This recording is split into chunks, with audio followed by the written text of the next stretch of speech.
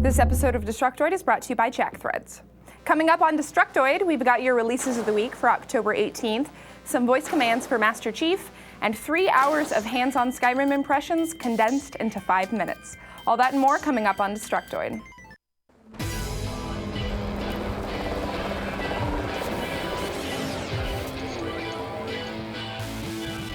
Welcome to Destructoid. I'm Tara Long. And I'm Max Scoville. Happy Monday, Max. Indeed, we had a busy weekend. We did. I had to think for a second there what day of the week it was. I'm so tired. As you guys probably know, Extra Life was this weekend. Destructoid raised a total of over $6,000 for charity. And I played Pokemon Snap, which was an enlightening experience, to say the least. Those photographs. Yeah, I accidentally made my name Amir in the game. And I also danced for a bit. We did some Just Dance 3 with Jesse. Wow, that's the snap and then the snap. Don't expect to ever see that again in your life. Shorty got low. Yeah, Look that's at actually, that. In my defense, that's the most exercise I've had all year. So Wow. I was a little bit rusty. What did you do? Because I had to leave after a couple I hours. danced a little bit too. I danced with my girlfriend Jen, and then she punched me in the junk. Oh. Because you don't see it. I kept tickling her because I didn't want to dance. So she just punched me in the dick. That wasn't for charity. That was just kind of things she does. Anyway, that happened. We did that. I wrote up my long-ass Skyrim preview. I'm going to talk about that in a little bit. Yeah, but first, let's get into the releases of the week, shall we? First up, the game we've all been waiting on for months. Batman Arkham City finally hits 360 and PS3 on Tuesday for the handsome price of $60. Unless, of course, you live in Australia, because apparently Australia just don't give a fuck. The stores there have been selling the game all day today, so they're having fun right now. We actually had a short review of the game on Friday's episode with that British guy that everyone hates. His name is Jim Sterling, so if you haven't seen that and you're interested in the game, go check it out. Also hitting 360, PS3, and PC this Tuesday is Rocksmith, Ubisoft's version of Guitar Hero, which is slightly more educational because it claims to be able to use any real guitar and actually teach you how to play it. That will cost you $80, and you'll probably pick up some chicks in the process, so go buy that. Our old pal Spyro makes his return this week with Skylanders Spyro's Adventure for the 360, PS3, Wii, and 3DS. This is no ordinary dragon adventure game, though. Oh no. This one's actually got a pretty cool twist. You need physical toys in order to play the game. So each toy represents a character, and then you change out characters by placing different toys on this USB portal of power that they give you. Jim was pleasantly charmed by the game and gave it an 8 out of 10 when he reviewed it for Destructoid. The starter kit is $70, and that includes the USB and 3 toys, or you can buy extra toys if you want. They're $8 each, or 3 for $20. Tara, I feel suddenly compelled to catch them all. Yes, except no, because this game actually looks cute, unlike Pokemon. I don't get you, man. Next up, a downloadable title that we should all be keeping our eyes on this week is Dungeon Defenders, which I actually played earlier this year back at GDC. It was a lot of fun. The mobile versions have been out for a while now, and it's finally coming to XBLA, PSN, and PC for $15 this week. Maurice Tan just reviewed the game today for Destructoid and gave it a 9.5 out of 10. And speaking of downloadable titles, Payday the Heist finally hits PS3 this week with a PC release date to follow soon. For $20, you'll be able to team up with 3 of your best friends and learn how to get really good at robbing banks and killing cops. So you parents out there should buy this one for your kids. Yeah. Fuck college. Yeah. Teach your children to be criminal babies. It's all about bank robbing. Ratchet & Clank All for One also heads to the PS3 this week. It's the 10th game in the Ratchet & Clank series and the first one to actually feature 4-player co-op. Dale previewed the game earlier this year and enjoyed it, adding that the dynamic of having players work together while in competition really fits the series and characters. So those are my releases. Good stuff.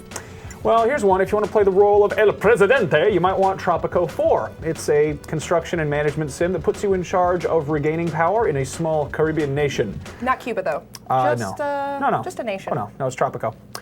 This hits the 360 stateside on Tuesday for around $50, and then it'll be out in Europe on Friday. If you're a teenage girl, you're probably looking forward to the latest Sims expansion, Sims 3 Pets. Yeah. That's hitting 360, PS3, Wii, 3DS, DS, PC, and macOS because the folks at EA need to buy more solid gold champagne fountains full of bejeweled caviar. Also, if you're an adult and you're playing this game, knife yourself. Yeah, that's a clownfish. Anyway, NASCAR driver Jimmy Johnson's Anything with an Engine hits 360 and PS3, and it's a wacky combat racing with the cars. Looks like it's fun for the whole family, and it's only $30, so that could be a good time for cheap. You can put an engine on a trash dumpster and ride it. Yeah, that's kind of cool. Yeah, actually. Anything with an engine. Rocket Bird's Hard Boiled Chicken hits the PS3, and if you weren't paying attention, you might think it's an Angry Birds knockoff, but it's actually a pretty neat looking little platformer about an anthropomorphic bird action hero, and that's only $12 on PSN, and hey, Chicken Man, a funny looking. Last but not least, the puzzle crowd will be happy to know that Professor Layton and the Last Spectre hits Nintendo DS stateside.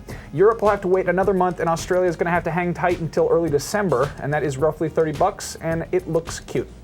So, Tara, which one do you want for your gaming devices? I have to say, Batman Arkham City is obviously an obvious choice, but if we're going the downloadable route, I would say Payday the Heist is, super fun. Yeah. Those games both look really stupid. I want to get The Sims 3 Pets. Oh, wow. I'm sure you'll be able to create quite the wonderful and caring family in that game. I'm gonna. Yeah, you're gonna get a pet fish and kill it? Yeah. Set all the animals on fire. That's terrible. Anyway.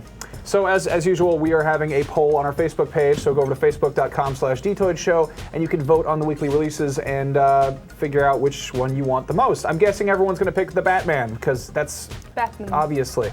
There's a bunch more stuff coming out this week, so go check Destructoid.com for full new releases and posts on information and details and so forth and such things. Yes, and funny pictures of corgis. Gotta love them. All right, onward and newsword. You may remember hearing back in June that Halo Combat Evolved Anniversary would be getting Kinect integration.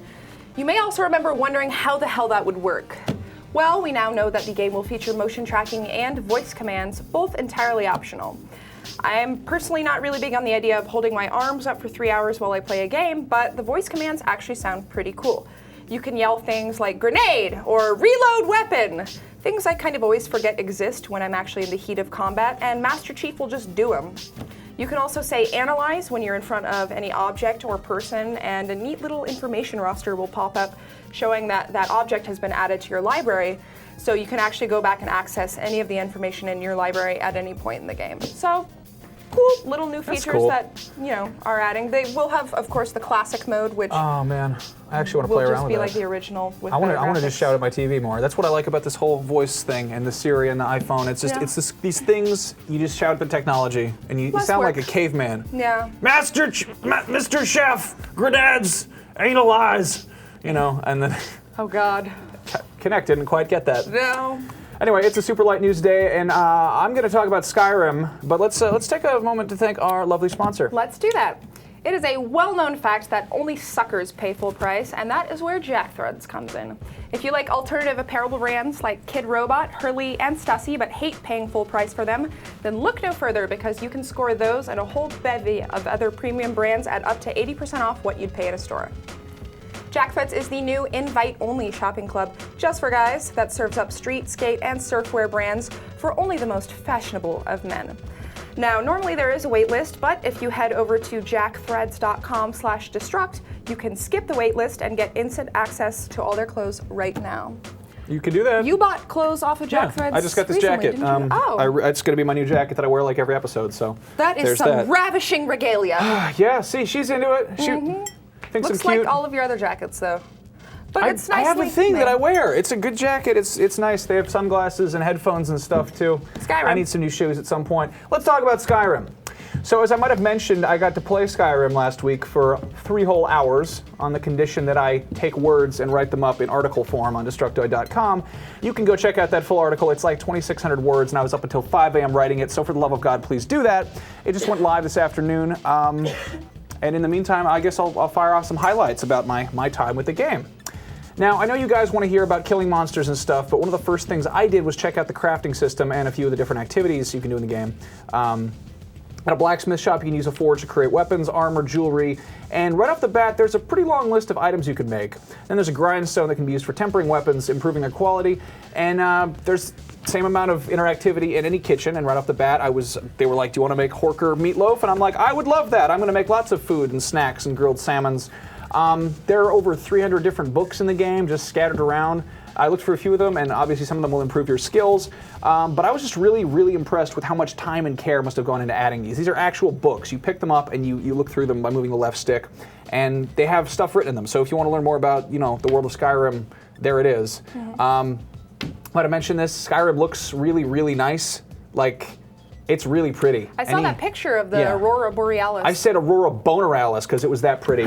I'm dumb. But any screen in this game is pretty much worthy of being a desktop background. The gameplay I've seen all looks pretty good, but it's been mostly during daytime. And at one point during the game, I was in this little harbor town called Dawnstar, and it was like the sun was going down and it started snowing, and I felt like I was in like a snow globe. It was just looked really neat. Lovely. I mean, there's that. And then, of course, there's the combat, where you stab people and shoot fireballs and stuff, and that's neat. It was just as tight as it was when I played it at PAX, and I enjoyed it. I hit some things in the face and stabbed other things in the ass. I got some spells. You buy books, you learn spells. That's a thing that happens. Frostbite gives people cold damage. Fury makes them attack each other. I also got a spell that made me resurrect dead opponents and fight as my zombie allies, which is pretty fucking cool. As far as enemies go, I got to pick a fight with some mammoths.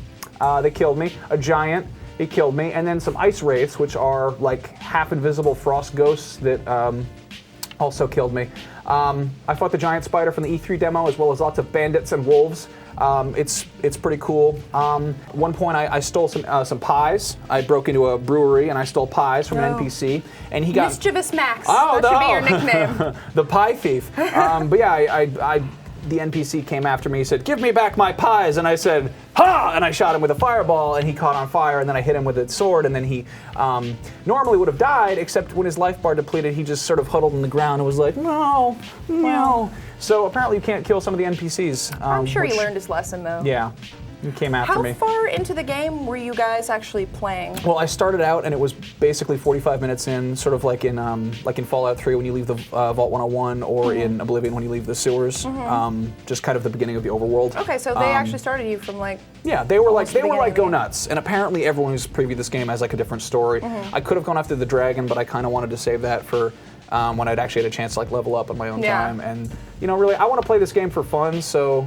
I previewed it. I did my preview, but I'm saving some surprises for myself. A lot of people asked about loading times. I didn't mention that in my preview. They seem shorter than they did when I played at PAX. I was a little bit worried because there were some times when it took a minute for things to happen after you go inside a building or fast travel. Not that bad. I did run into a couple bugs. I was fighting some people and I fell into holes in the ground that weren't actually there, which made me die, which kind of sucked. But I mean, really. Bethesda makes these games that are just so massive and they have so many moving parts. I mean, they make worlds, and really you can't fault them for having a few like little bugs here and there. Yeah. And I'm sure those are going to get patched in time. I played on a 360. I'm sure the PC version is going to look even crazier, but this one looks pretty damn neat. Yeah. And honestly, all the menu systems are really, really intuitive and smooth to use, and it's a cool looking game, both in terms of aesthetics and just in terms of graphics. It's fun to play. You can do pretty much whatever the hell you want. And really between this and the fact that it's an Elder Scrolls game, I think that the hardcore fans are going to be happy, but I think there's actually enough here to really win over a new audience. So I'm sure that's going to piss somebody off, but hey, everyone playing a game that they like, that's cool. Anyway, you should go read my full preview on Destructoid.com. It's very long, I'm very tired, and this is the first actual piece of writing I've done about Skyrim, besides just shouting about it on this show. I'm sure people have been wanting to know how it actually stacks up to what you've said previously, now that you've actually gotten like a lot of hands-on time with it. Yeah, I mean, coming at it, when they sit you down and they say, here's Skyrim, play it for 3 hours, that is a daunting task because there's just so much to do in this game. I want this game. I'm really excited about it. I think that there's something kind of magical about it. Like, it really does kind of capture that like little kid fantasy feel of running around with a sword and stabbing stuff. And people get mad at me for not being like an Elder Scrolls nerd or for talking about specific details enough, but it's like, I was just describing my experience. I had a good time with it. I still really want this game. I think a lot of people are going to be really happy with it. And I mean, people have been playing Oblivion and Morrowind for like a decade. So. Yeah. They're probably sure. going to continue playing this for the next 6 years. Yeah, seriously. So there's that. Well, I'm going to go check out your preview when I get Tara. home. I like to read words Aw. sometimes. I'll do some math you guys problems. You guys should do the same. Please do math problems. And also subscribe to us on YouTube, and you can follow us on Twitter at Dtoid Show and Facebook at Dtoid Show. Please do that. Do it. Please. And if you guys want more of me and Tara, you can follow us personally on Twitter. I'm at Max Scoville. She's at Tara Longest. You can catch us every week on Podtoid, which is the official Destructoid podcast we do with Mr. Jim Sterling and Mr. Jonathan Holmes, and that's on iTunes. You can track that down. It's also on Destructoid.com. I actually just started on a new podcast called The Comedy Button with some pals from other gaming outlets. We're on iTunes, Facebook, Twitter, etc. But you can just go to thecomedybutton.com and it's all there. So. And I am told that there is an actual button. Yeah, there's an actual button. So, in case you had any We haven't questions. used it for much yet, but it's there. But yeah, that's our show for the day. We'll see you guys on Wednesday. Take it easy. Take it.